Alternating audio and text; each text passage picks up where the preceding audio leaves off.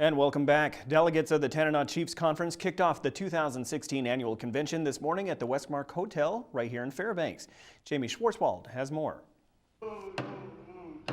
Our communities, our future, the theme of the annual gathering of elders, leaders, and youth from a vast swath of interior villages. TCC President Victor Joseph will deliver his report to delegates on Wednesday. He says the address will focus on this year's theme. Our communities, our future, and it's going to be focused on that, some of the challenges that they're facing, some of the successes they're having.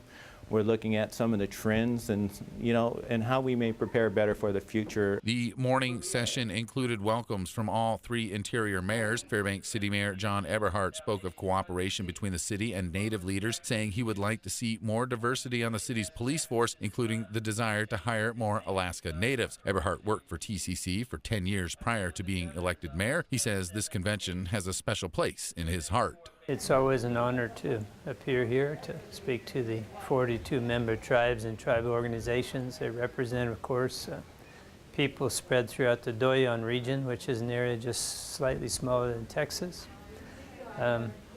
They're also part of our Fairbanks community. That was part of my message.